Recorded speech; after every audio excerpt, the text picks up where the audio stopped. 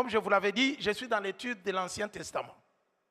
Et ce que je ramasse dans l'Ancien Testament qui me semble très intéressant, qui peut me donner un enseignement, je le partagerai avec vous, hormis notre vision de l'année. Alors, pour ceux qui se rappellent, la fois dernière, quand j'ai prêché, j'avais prêché sur le thème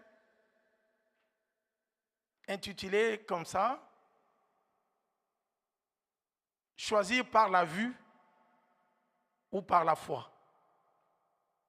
Faire les choix par la foi ou par la vue.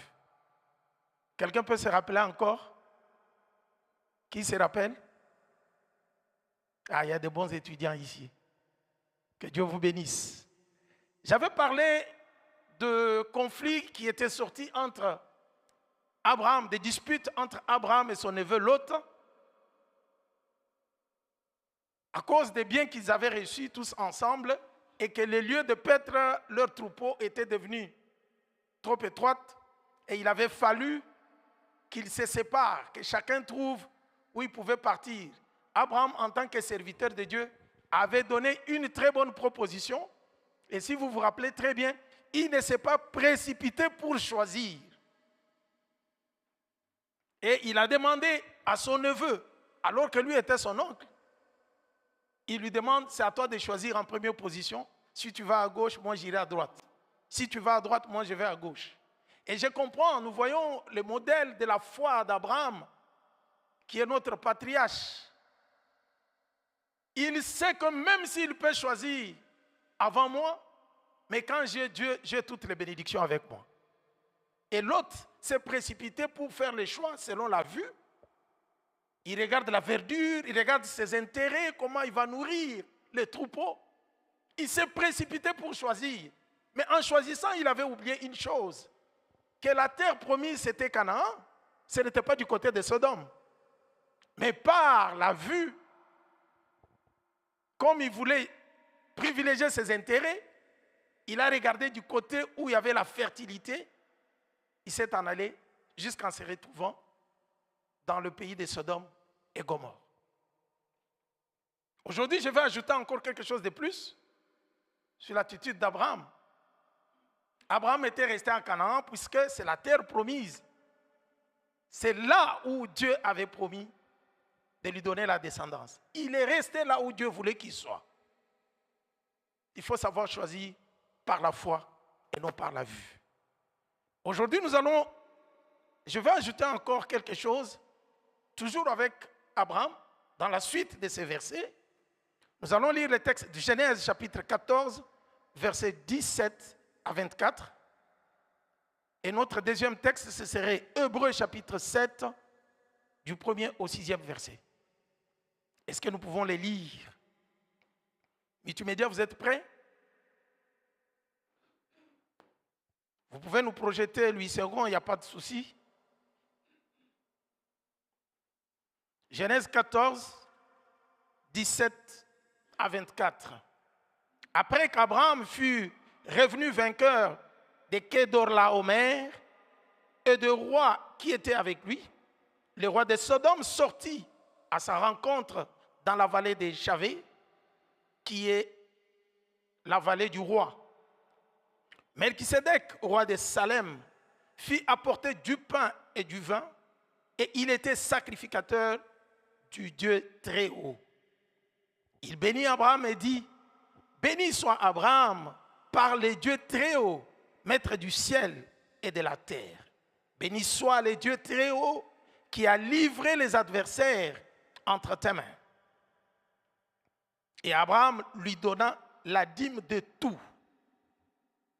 Le roi de Sodome dit à Abraham, donne-moi les personnes et prends pour toi les biens. Abraham répondit au roi de Sodome, j'élève la main vers l'Éternel, le Dieu très haut, maître du ciel et de la terre.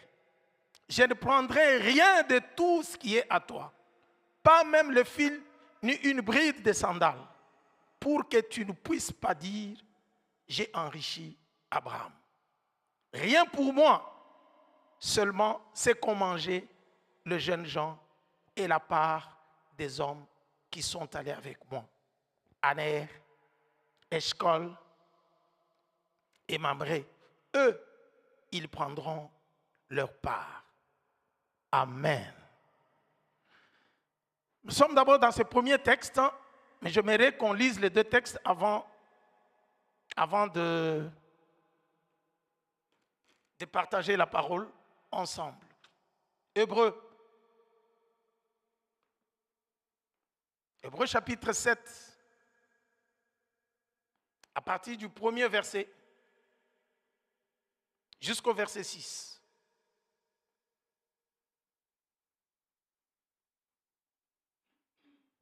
C'est Melchisédek était roi de Salem, sacrificateur du Dieu très haut.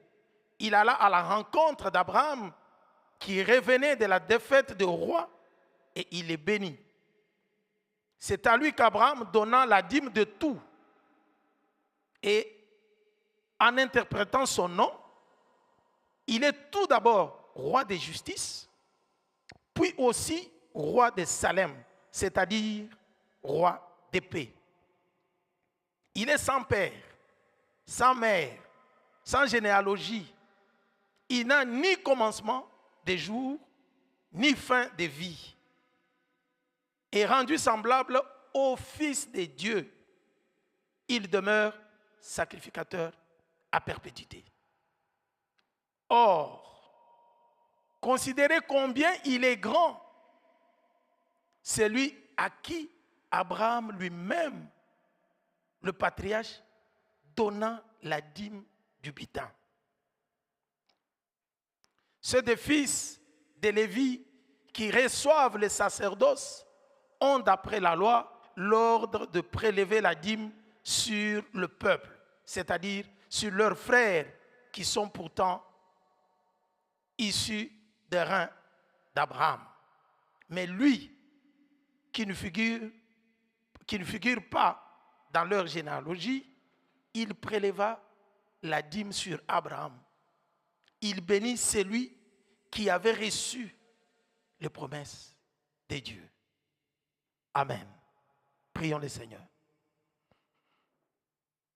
Père, nous te disons merci pour ta parole au milieu de nous ce matin. Comme Samuel, nous disposons nos cœurs et nous voulons t'entendre. Nous ne savons pas reconnaître ta voix très bien, Seigneur. C'est pourquoi nous te disons, parle. Tes serviteurs et tes servantes, écoute. Laisse que nos cœurs soient une bonne terre fertile sur laquelle va tomber la semence afin de produire des fruits et des fruits qui demeurent. Nous te les prions au nom de Jésus. Amen.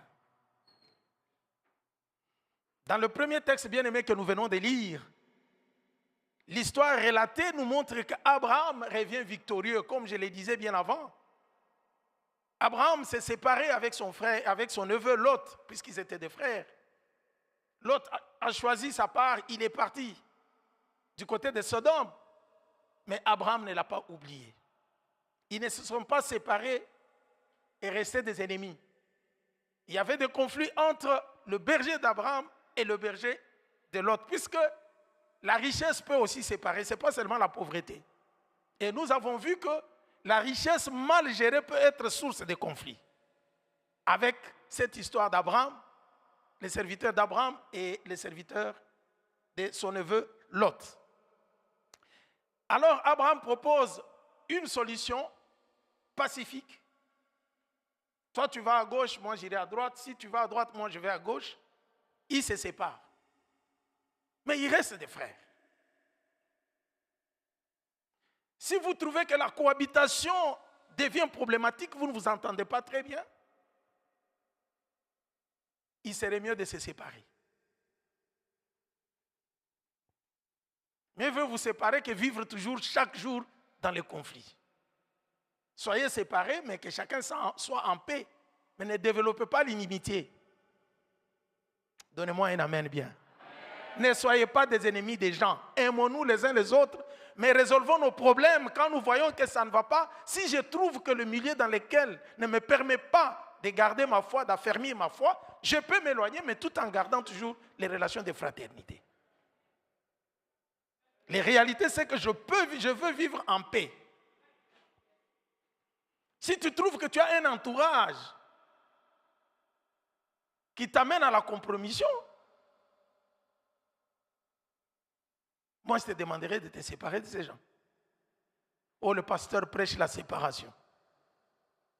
Oui, nous pouvons nous séparer, c'est que je refuse la division.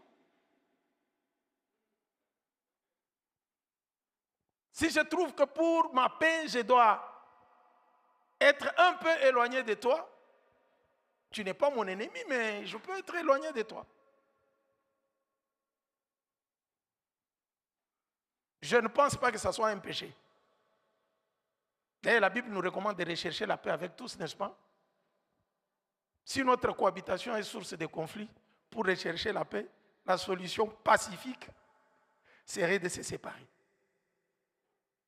D'ailleurs, pour preuve, vous verrez dans la suite de cet enseignement, de ce texte, de cette histoire qu'on nous raconte, Lot est parti, bien qu'il est allé s'installer à Sodome, son neveu, son oncle, Abraham, est resté. Mais il apprend que là où Lot est parti, il y a eu des rois qui se sont entendus, 5 rois, 4 ou 5 comme ça, qui se sont entendus pour aller envahir Sodome et son roi et Gomorrhe. Ils viennent, Abraham apprend qu'ils ont capturé même son neveu et tous les biens, ils ont emporté ça. Ils sont partis avec. Et dès qu'il apprend ça, il ne reste pas tranquille. Si c'était toi et moi, on allait dire, il va sentir. Il s'est rebellé contre moi, il est parti. Et voilà, il a compris maintenant. C'est une leçon que Dieu lui donne. Mais Abraham n'a pas tenu ce langage. Dès qu'il a appris que son neveu a été capturé par le roi, qui était là par les gens qui ont fait la guerre à Sodome, Abraham est sorti. C'était la guerre des rois. Si vous lisez, c'est Genèse chapitre 14. Vous verrez que c'était la guerre entre des nations, entre des rois qui se battaient. Ils voulaient toujours avoir la domination comme nous avons des pays aujourd'hui pour être des grandes puissances, pour influencer le monde. Ils vont prendre le dessus sur plusieurs pays.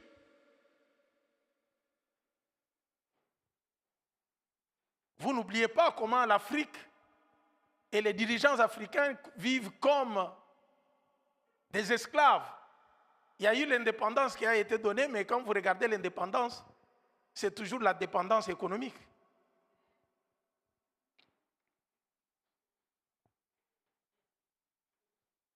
Et pour qu'on choisisse un président, on doit être en accord avec les grandes puissances. C'est toujours la domination. Et ça n'a pas commencé aujourd'hui. Depuis longtemps, il y a des rois qui voulaient régner sur d'autres pays, sur d'autres rois, être le chef de tous. Et c'est dans ce sens-là qu'ils livraient les guerres pour que les autres soient leurs esclaves. Alors le roi de Sodome fait l'alliance avec d'autres rois. Il dit, bon, nous devons aller combattre. Ils étaient à 4. Il dit, bon, nous allons nous rebeller contre ces rois qui a pris le dessus sur nous pendant plus de 12 ans. Ils étaient esclaves. Kedorlaomer, dont on parle, il était le roi qui a pris le dessus sur Sodome et Gomorrhe pendant 12 ans. Et ils se sont dit, non, ça ne doit pas continuer comme ça, comme les Africains demandaient leur indépendance. Ils disent, nous nous entendons maintenant, il faut que nous soyons libres. On va livrer la bataille. Et il y a eu 5 rois contre 4 rois. Et ils ont fait leur association. Et les autres étaient à 5. Ils se sont levés maintenant. Ils ont dit, nous allons les écraser. Et voilà comment la bataille sort entre le roi. Abraham est calmement dans la chaîne de Mamré, là où il habitait, avec les serviteurs nés dans sa maison. Il viendra alors armer 318 homme de sa maison, les serviteurs naient dans sa maison pour aller combattre, pour aller libérer son neveu qui a été capturé. Alors que Sodome connaissait déjà la défaite et le roi de Sodome avait fui et d'autres rois, Abraham s'en va, il fait la guerre, il livre la bataille avec 318 personnes contre les armées des pays et il a la victoire.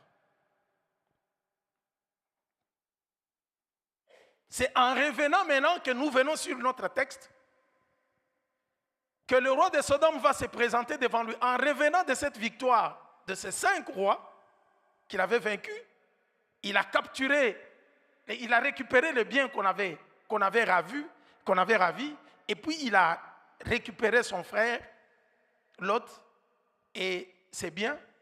Quand il rentre, le roi de Sodome a vu qu'il y a eu quelqu'un qui est venu, un allié fort qui est venu me sauver. Il faut que je me présente devant lui. Dans ce texte, nous avons 2 personnes qui se présentent devant Abraham quand il est revenu de cette bataille. On nous montre dans les textes que le roi de Sodome s'est présenté, mais avant le roi de Sodome, il y a eu quelqu'un qui s'est présenté avant. Et avant de continuer avec les textes bien-aimés, permettez-moi de vous dire que dans ce texte, avec cette prédication, je veux exploiter juste 3 points et puis je nous donnerai la conclusion. Le premier point, je l'ai tiré à partir du chapitre 19 et 17 jusqu'au chapitre 20. Comme la bataille était entre le roi, mais Abraham n'est pas un roi puissant. Il prend tout simplement les gens de sa maison.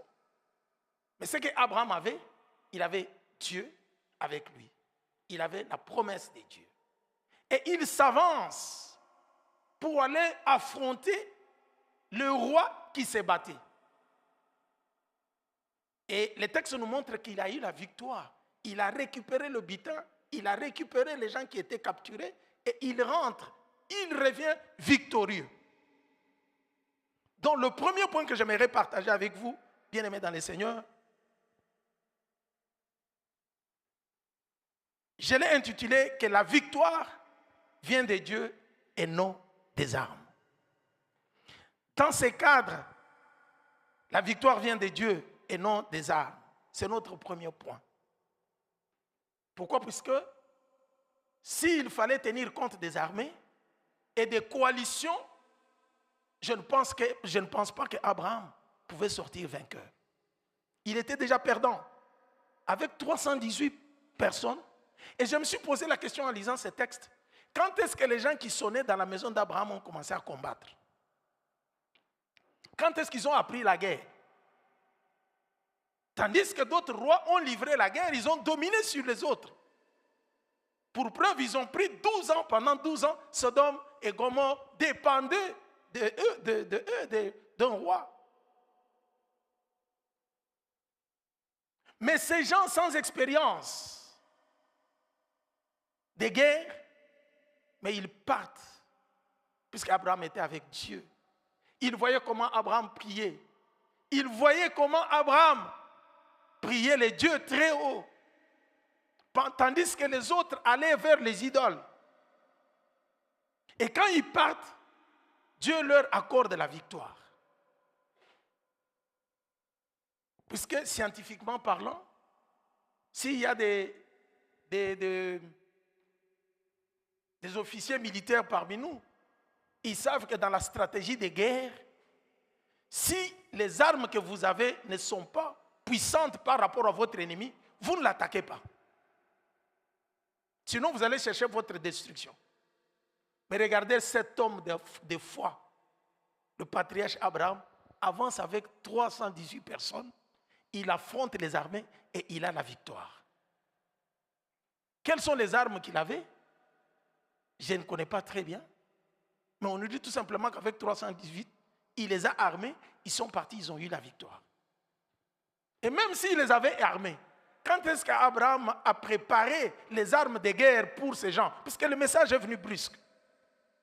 Tandis que les armées de pays s'entraînent, se préparent. Et vous comprenez que si nous entrons dans la logique, Abraham ne pouvait pas avoir la victoire. Et s'il a eu la victoire, c'est Dieu qui a été avec lui. C'est Dieu qui a combattu pour lui. Amen. La victoire vient de Dieu et non des armes. Il sort vainqueur des 5 rois et leurs armées. Il y a un monsieur qui se présente devant lui, qui s'appelle Melchisédek. Quand nous lisons en hébreu, on nous dit qu'on ne connaît pas son origine. Ce monsieur apparaît juste comme ça. Et puis il va disparaître, on ne va plus entendre parler de Melchisédek dans Genèse. C'est quand nous arrivons en hébreu qu'on vient encore nous raconter, nous rappeler l'histoire que nous venons de lire en Genèse 14 d'Abraham. Melchisédek se présente devant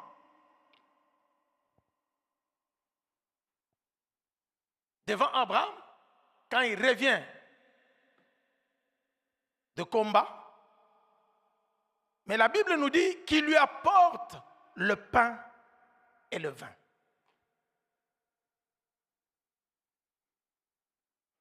Et on l'appelle le sacrificateur du Dieu très haut.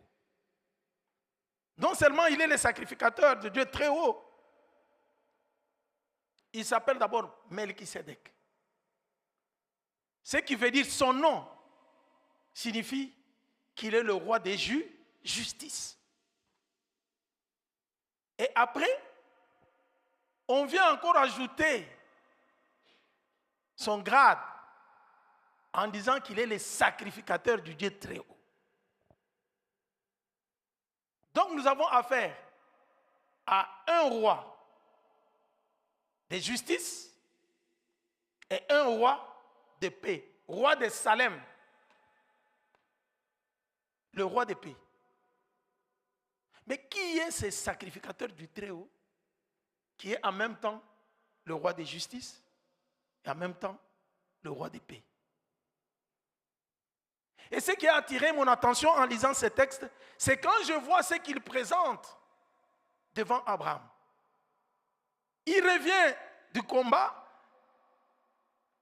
Les sacrificateurs, Melchisédek se présente au-devant de lui. Il lui présente le pain et il lui présente le vin.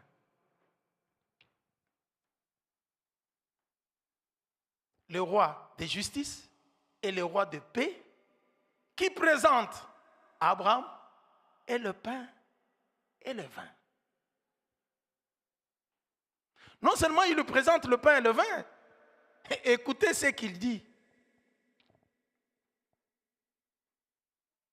Revenons à Genèse 14.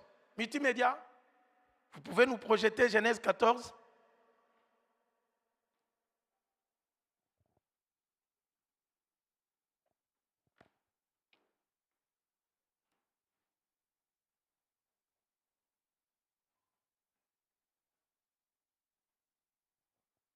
Allez-y, passez 18 ans. Melchisédek, roi de Salem, fit apporter du pain et du vin. Il était sacrificateur du Dieu très haut. 19. Il bénit Abraham. Il fait quoi? Le sacrificateur bénit Abraham et dit, suivons ce qu'il dit dans sa bénédiction. Béni soit Abraham par les dieux très hauts. Nous sommes dans le monde des idolâtres, des gens qui adoraient les idoles. Mais celui-ci se présente devant Abraham, il évoque les dieux très hauts, maîtres du ciel et de la terre. Il reconnaît les dieux d'Abraham. Il les bénit au nom des dieux d'Abraham. La suite, béni soit le Dieu très haut qui a livré tes ennemis entre tes mains. Il informe à Abraham que ne pense pas que c'est par tes forces et par les armes que tu as données et par les gens qui travaillent avec toi que tu as eu la victoire, il vient informer à Abraham que si tu as eu la victoire, c'est le Dieu très haut qui t'a donné la victoire. C'est lui qui a décidé de remettre tes ennemis entre tes mains.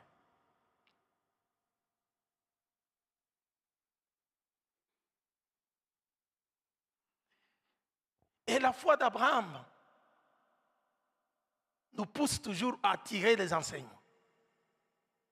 Abraham, dis-moi comment tu as su qu'il faut faire sortir la dîme donnée à ces messieurs que tu ne connais pas, que tu vois pour la première fois. Les actions d'Abraham m'enseignent quand même. C'est là que j'appelle une foi sensible. Une foi sensible à la volonté de Dieu.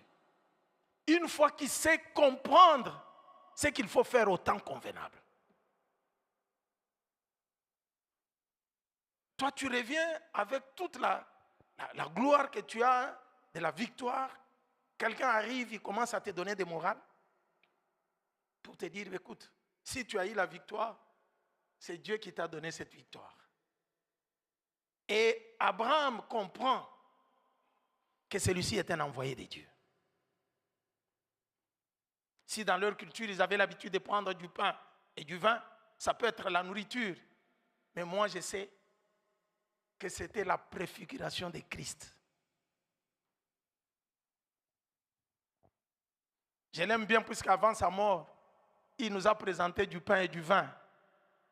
Il dit maintenant, je vais remplacer ce pain par mon corps. Quand vous prenez le pain, ne regardez pas seulement le pain, mais souvenez-vous que vous êtes en train de prendre mon corps. Parce que ceux qui ont mangé le pain sont morts. Mais quand vous mangez ma chair et vous buvez mon sang, vous aurez la vie éternelle.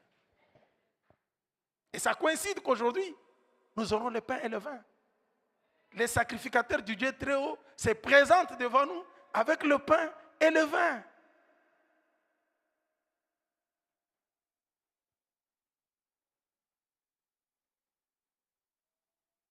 J'aimerais affermir la foi de quelqu'un. Même si tu traverses les temps les plus difficiles, les moments les plus compliqués, ne perds pas la foi. Comme j'ai toujours l'habitude de le dire, la foi, c'est la confiance totale que nous avons en Dieu. Que même si les situations sont très compliquées, le Seigneur finira par les décanter.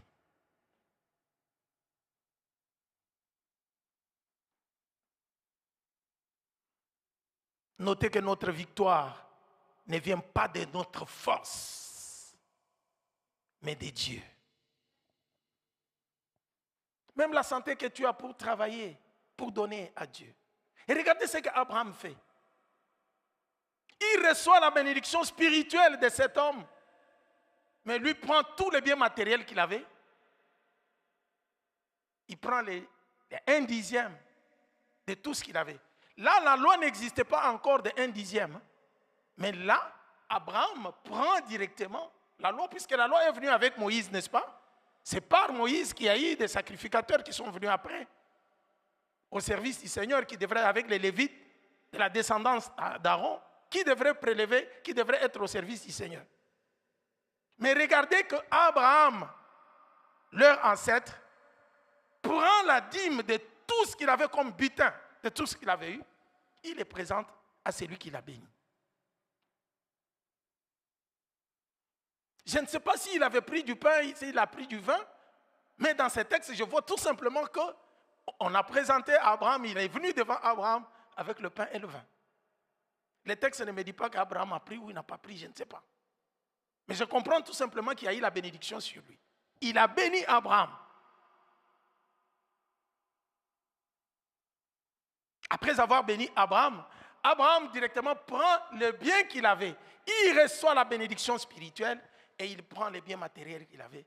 Il remet à Melchisédek. Pour montrer la reconnaissance au Dieu qui lui a donné la victoire. Offrir à quelqu'un, c'est lui faire du bien. Mais dans ce sens, Abraham a adoré Dieu qui lui a donné la victoire avec les biens qu'il avait.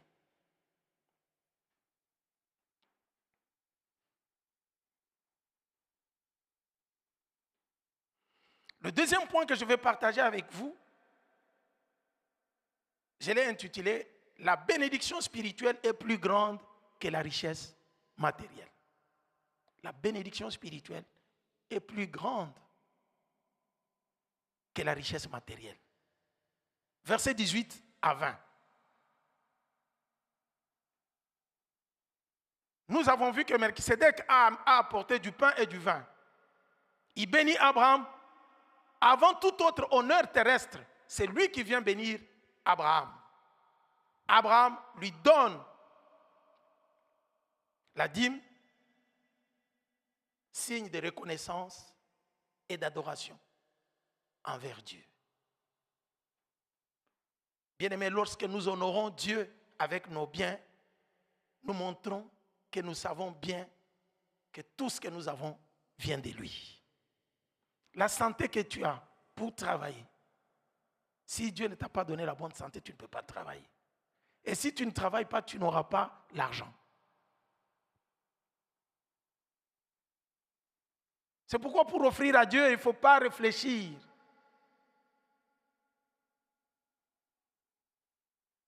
Dieu doit occuper la première place. Les gens de foi comme la foi d'Abraham, il offre à Melchisédek les biens qu'il avait.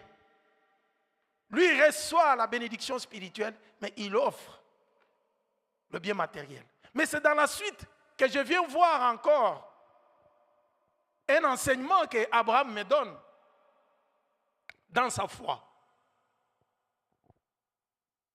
Après Melchisédek, c'est le roi de Sodome qui se présente maintenant devant Abraham. Il vient devant lui et avec quelle proposition? Il dit Abraham, donc comme reconnaissant la victoire qu'Abraham lui a donnée, il dit bon, cet homme c'est un sauveur. Il est venu, il nous a sauvés de cette situation, qu'est-ce que je vais faire? Il vient, il dit à Abraham, dans la loi, les butins de guerre t'appartiennent. Tu peux prendre tous les butins, puisque tu as vaincu. Mais donne-moi seulement les hommes, toi tu prends tous les biens.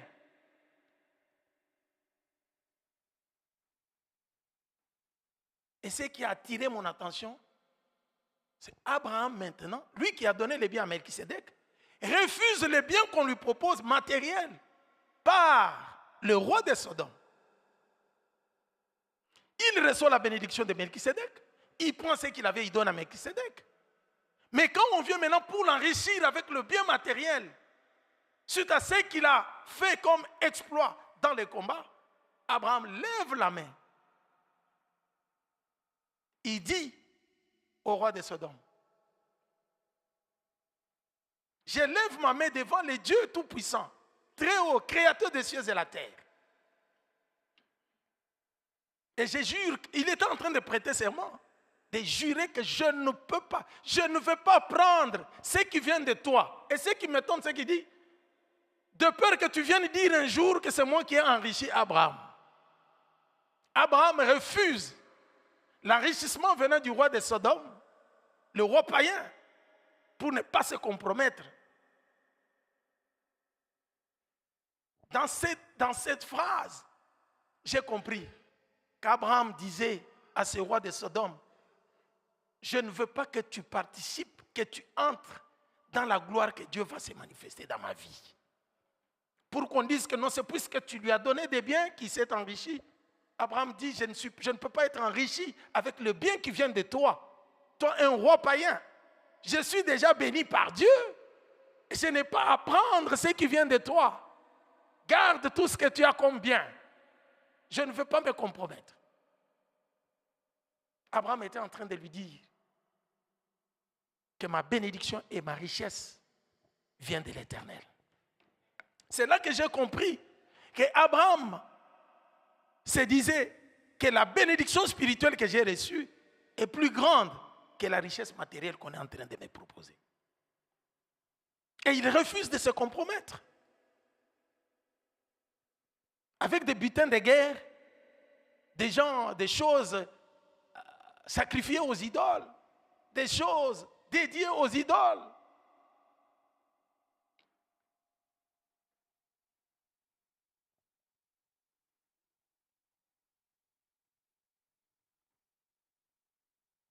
Mais c'est lui qui honore Dieu en signe de reconnaissance avec ses biens.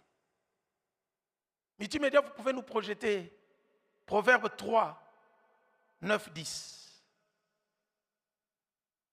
Bien-aimés dans le Seigneur, nous devons apprendre à honorer Dieu avec nos biens.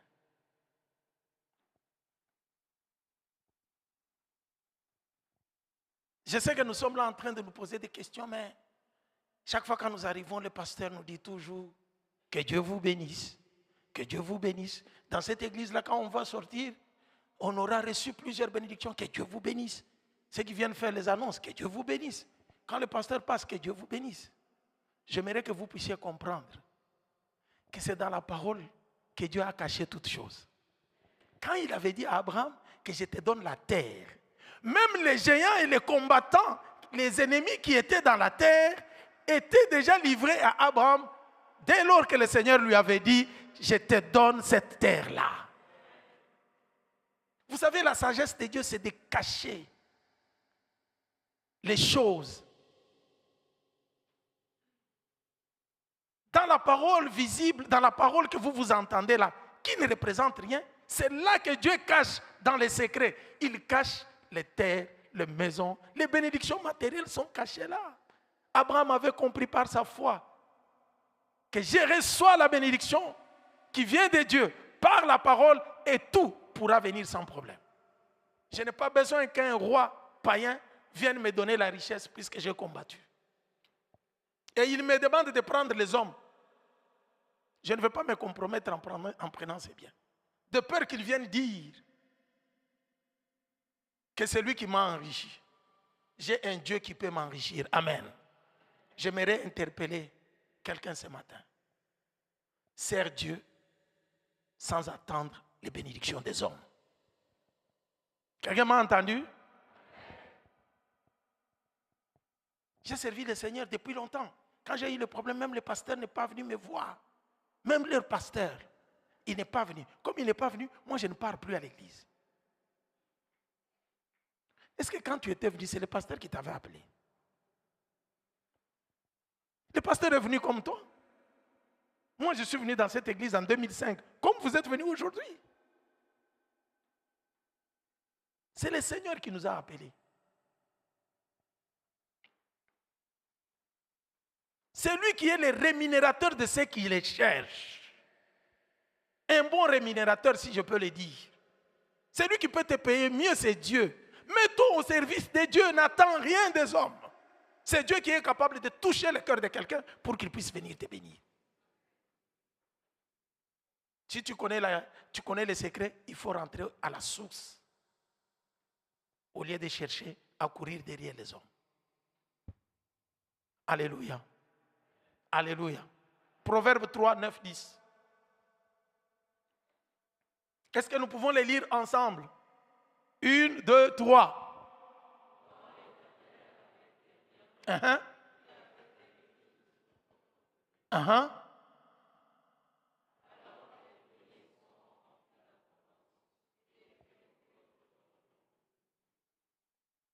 Quand vous avez lu ici, c'est écrit la parole du pasteur Camille. C'est moi qui ai écrit ça. Honore l'Éternel avec tes biens. Et tu verras les conséquences après. Oh, dans vos églises là, on vous parle toujours des données. L'évangile est gratuit. L'évangile est gratuit, tu viens t'asseoir.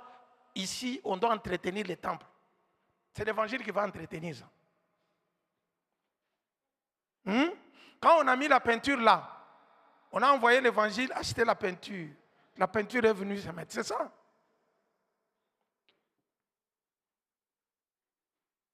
Vous allez enrichir vos pasteurs. Dans vos églises là, on vous parle toujours.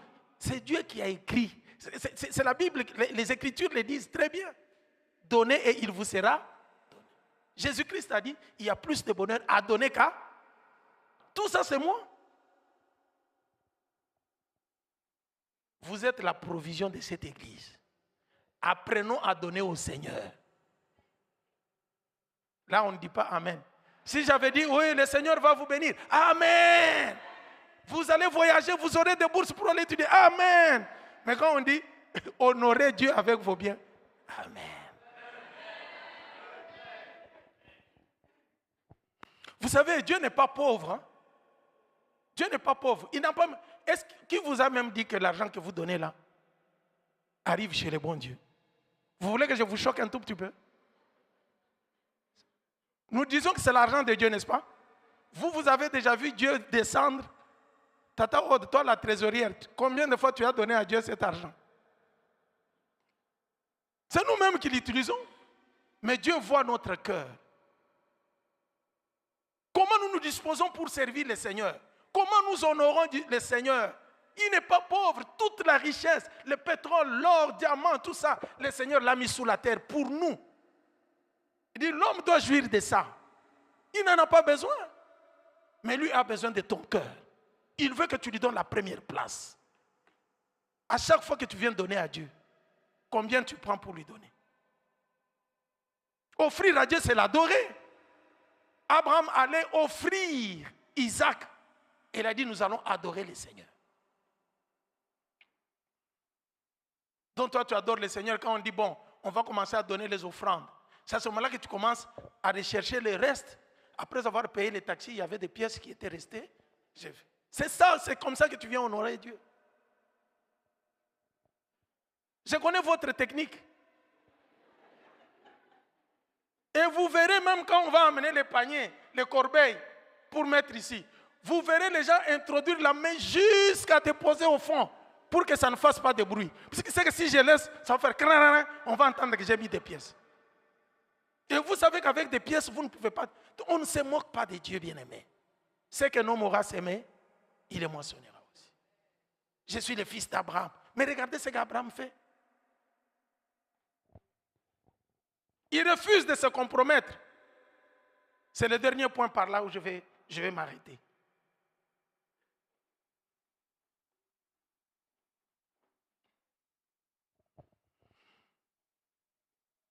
À partir du verset 21 jusqu'au verset 24, le roi de Sodome propose à Abraham les biens matériels en échange de personnes. Abraham refuse catégoriquement. Il lève la main vers l'Éternel, le Dieu très haut, pour ne rien prendre, afin qu'il ne dise pas, j'ai enrichi Abraham. Abraham voulait que sa richesse soit clairement le fruit de la bénédiction de Dieu, et non d'un compromis avec le monde. Quelle leçon à tirer? Les chrétiens doivent veiller à ne pas s'enrichir au prix de sa foi ou de sa conscience. Refuse toute richesse qui peut compromettre ta foi, bien-aimé. Je me rappelle, quand j'ai commencé l'enseignement à l'université, je n'avais pas encore fait ma thèse de doctorat. On était des assistants, mais on m'avait donné déjà les cours de biochimie médicale au pays à l'université. Et vous savez, les assistants, ce qu'ils font. Quand le prof titulaire de cours n'est pas là, les assistants sont des rois. Devant les étudiants, les auditoires chez nous, c'est 1000 personnes dans l'auditoire, hein, 500, 800 et tout ça. Et j'avais le cours. Qu'est-ce que les étudiants faisaient? Comme la biochimie médicale était le cours le plus pondéré, chez nous, c'est-à-dire, c'est les cours qui avaient beaucoup de pondération. Si vous échouez dans ces cours, ça va entraîner même le pourcentage que vous aurez dans la totalité. Donc, on prend les points de ce cours-là, on peut multiplier par exemple par 10. Alors que d'autres cours, on multiplie par 2, par 3, par... Vous comprenez l'impact. Alors, il y avait les étudiantes et les étudiants, les chefs de groupe, les chefs de file, les chefs dans le mal. Qu'est-ce qu'ils faisaient? Ils allaient auprès des étudiants pour récolter l'argent. Il dit, nous avons l'examen de biochimie. Il y aura l'examen de biochimie. Vous connaissez la biochimie médicale? Pour ceux qui ont fait la médecine, ils comprennent de quoi je parle. Qu'est-ce qu'ils vont? Il dit, je vous propose, nous allons proposer au professeur un encadrement particulier. Vous cotisez l'argent, on se retrouve avec lui. On va lui dire il va nous expliquer les cours. On les paye, on paye ses temps. Et après les explications, nous allons lui demander les questionnaires. Quel questionnaire? Les questionnaires de l'examen. Prof, comment vous allez poser, monsieur l'assistant, comment vous allez poser votre examen? Alors, ils allaient y ramasser $10, $10, $15, $15. Ils venaient voir les profs pour avoir des questionnaires avant, comment vous posez des gens des questions et tout ça. Quand ils sont venus me voir, les autres, ils ont dit, ah, celui-là, c'est un pasteur, il n'accepte pas ces choses-là. Ils viennent me voir. Il y a un jeune que j'ai encadré dans la foi qui était à côté de moi. Et il me dit, mais quand tu sais que Dieu t'a béni, hein? Parce qu'être professeur assistant dans ces cours-là, tu vois tous tes collègues là, ils ont acheté des voitures, ils ont acheté des maisons. Qu'est-ce qui se passe? On vient avec cet argent, $10 par étudiant. Multiplie 10 fois 1000, tu as combien? C'est une voiture, tu peux acheter une parcelle. Et puis je l'ai regardé, je dis, et après? Il dit non, moi je peux me proposer, je m'entends avec les chefs des groupes. On ramasse l'argent, on vient, on ne te verra pas toi. Mais moi je serai à la tête. Je vais prendre l'argent, on fait la liste, et quand on vient vous donner cet argent, on vient même avec la liste de chacun qu'il a donné et les montants qu'il a donné à côté. Après, je lui ai dit en tout cas, pour mes convictions en moi, je refuse cet argent. Je dis, Dieu t'a donné l'opportunité pour t'enrichir. Il me dit, grand, toi tu risques de mourir pauvre. Regarde les autres. Je lui ai dit, je ne mourrai jamais pauvre. Je ne sais pas ce que tu appelles richesse. Je ne veux pas me compromettre. Et j'avais instruit. Dieu m'a permis de faire ma thèse. Quand je suis rentré, je suis professeur titulaire de ces cours. Qui j'ai pris comme assistant? Un ancien de l'église qui est avec moi. Je lui ai dit, les jours que j'apprendrai qu'il y a fuite de questions, tu vas partir. Parce que c'est mon nom. Et tout le monde connaît qu'on est pasteur. On te connaît que tu pries. Je ne veux pas, même les interrogations, même les examens, ne donne pas à quelqu'un d'autre pour corriger. C'est toi et c'est moi qui corrige. Et c'est tout. Je vois les notes. C'est fini. Tu ne peux pas. Et qu'est-ce qu'on me disait? Tu ne vas pas t'enrichir. Bien-aimé, pour ta foi, n'accepte pas de te compromettre. Oh, il faut faire des surfacturations, comme ça les surplus, nous allons prendre. Mais quand tu viens à l'église, alléluia, gloire à Dieu, c'est quelle vie chrétienne? Et quand je regarde tous les ministres qu'on nomme chez nous, là, les hommes politiciens, dimanche, ils sont pleins dans les églises. Mais quand on donne l'argent pour construire les routes, c'est fini, c'est l'argent qui entre dans les poches privées. Et leurs enfants peuvent aller étudier aux États-Unis, rouler carrosse et tout ça. La population reste en train de souffrir. Et vous êtes là, au lieu de monter, d'étudier, d'aller plus loin. Et nous, c'est seulement la Bible. Je suis appelé à temps plein. C'est comme ça que des fois, nous subissons certaines décisions qu'on est en train de prendre. Imaginez-vous si tous les enfants de Dieu, parmi nous, il y a des intellectuels, n'est-ce pas? Nous étudions, vous faites des spécialités dans l'ingénierie et tout ça. Vous êtes nommé ministre. C'est là qu'on va voir est-ce que vous pouvez garder votre foi ou vous pouvez vous compromettre à cause de la richesse matérielle. Nous voulons au moins des modèles, des gens qui sortent du Maroc. Vous rentrez au pays, vous êtes les bâtisseurs de l'Afrique. Plus encore, quand j'ai fait ma thèse de doctorat, j'ai travaillé sur les médicaments et leurs conséquences sur le corps en République démocratique du Congo. Je vais dans les industries pharmaceutiques, je fais les recherches et qu'est-ce qu'on ne m'a pas proposé comme argent? Et les médicaments, et ce sont des lobbies très forts. Quand j'ai refusé, dès que j'ai fait la première publication sur l'Internet, ils se sont levés contre moi. Tu refuses l'argent et on menace même ta vie. J'ai dit, Seigneur, je lève ma main. Je ne veux pas me compromettre. Ta bénédiction est plus grande que la richesse de ce monde.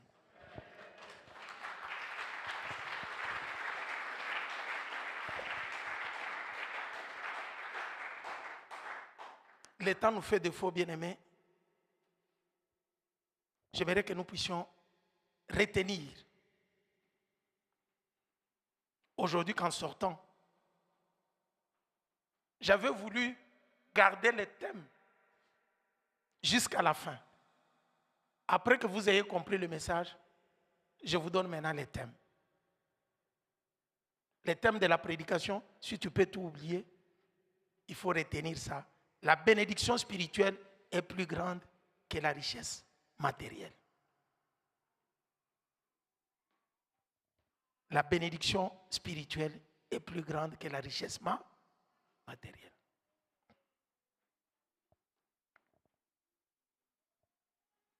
Je vois que ton voisin somnole. Dis-lui, la bénédiction spirituelle est plus grande que la richesse matérielle.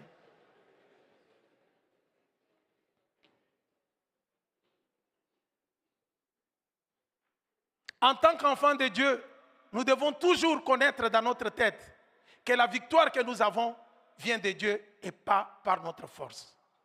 Ce n'est ni par ta force, ni par la puissance, mais par mon esprit. Disait Dieu à Zorobabel. Nous devons retenir, en deuxième lieu, que les chrétiens doivent refuser les compromis avec le monde pour que sa gloire soit uniquement centrée sur le Seigneur. Comme Abraham, choisissons de dépendre de Dieu, d'honorer ses bénédictions et de refuser les richesses qui nous détournent de Dieu, qui compromettent notre foi. Nous sommes dans un monde compliqué, capitaliste. Prions le Seigneur.